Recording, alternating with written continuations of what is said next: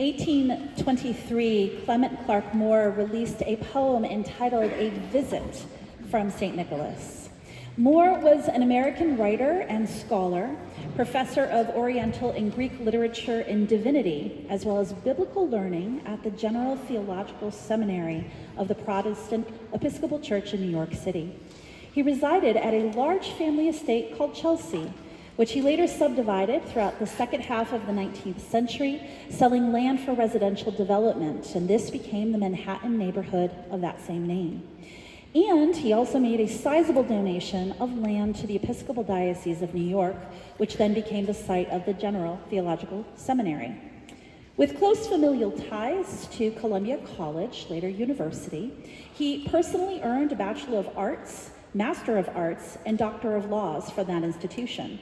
The poem itself was published in the 1823 Troy, New York Sentinel, December edition, and Moore claimed its authorship only in 1837 through a group of submissions to journalist Charles Fenno Hoffman's The New York Book of Poetry. In 1884, he included the work in an anthology of his writings, and in 1855, the first color edition of the poem was published, accompanied by painted illustrations by his daughter, Mary Moore Ogden. A Visit from St. Nicholas became widely known by the famous opening line, "'Twas the night before Christmas." And this afternoon, we celebrate this beloved poem through an orchestral setting by Bill Holcombe, another American composer. But that's not all. Every good poem needs a voice, and we are thrilled to be joined by both a voice and face familiar to most of us, an expert in whether or not this Yuletide will be illuminated by moonlight through crystal clear skies or burdened by damp air with low-lying fog, which certainly could make St. Nick's visit a little bit trickier. Please join us in welcoming our special guest and narrator, voted Best Female Meteorologist by Readers Monthly 10 times. A trusted voice who has spent more than a decade bringing weather, science, and smiles to local audiences across our region. Ladies and gentlemen, Kelly Bates. Woo-hoo! Hi.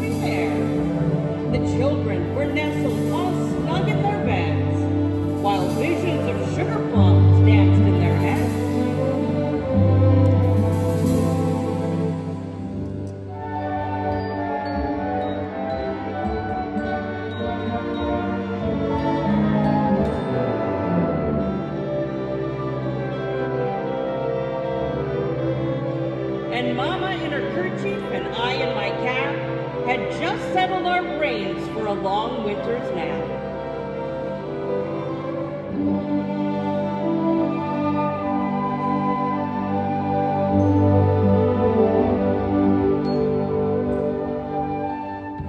When out on the lawn there arose such a clatter, I sprang from the bed to see what was the matter.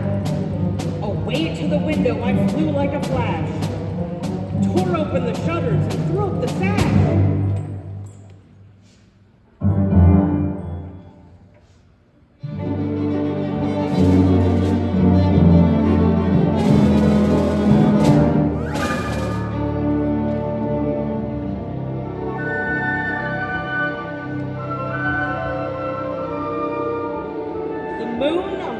Of the new fallen snow gave the luster of midday to objects below. When what should my wondering eyes should appear but a miniature sleigh and 8 tiny reindeer, with a little old driver so lively and quick, I knew in a moment it must be Saint Nick.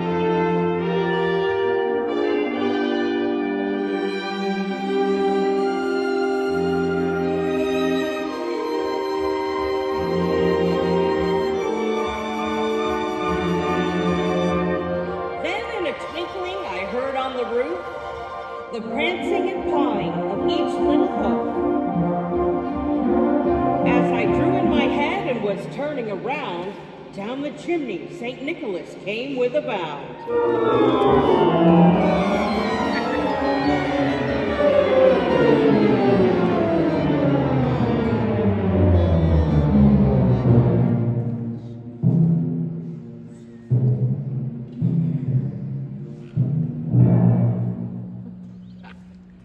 He was dressed all in fur, from his head to his foot, and his clothes were all tarnished with ashes and soot.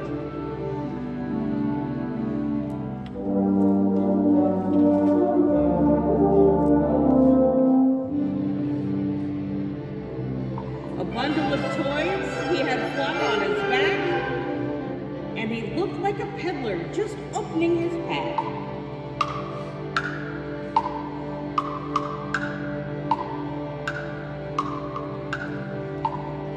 His eyes, how they twinkled, his dimples, how merry.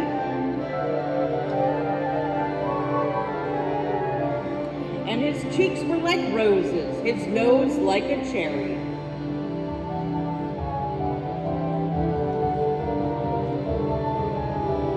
His droll little mouth was drawn up like a bow.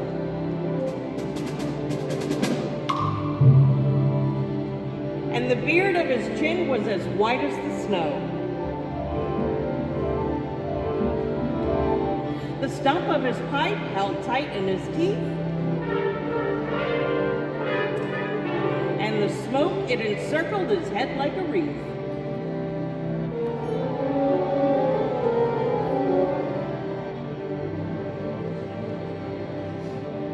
He had a broad little face and a round little belly that shook when he laughed like a bowl full of jelly.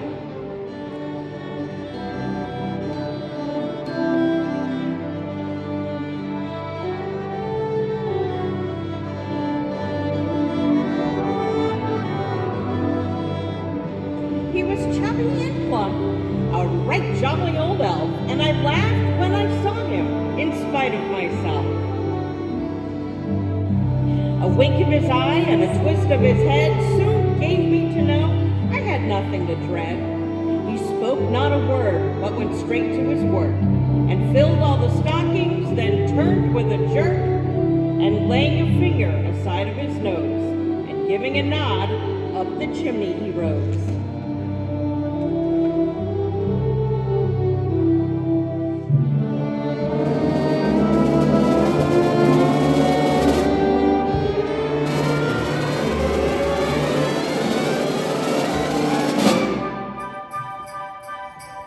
He sprang to his sleigh, to his team, gave a whistle.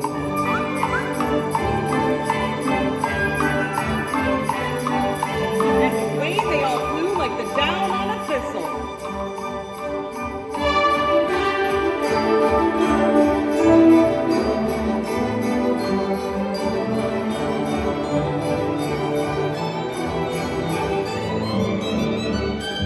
But I heard him exclaim as he drove out of sight, "Happy Christmas to all."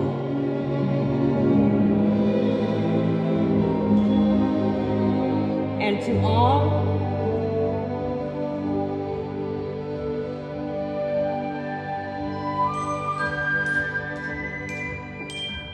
a good night.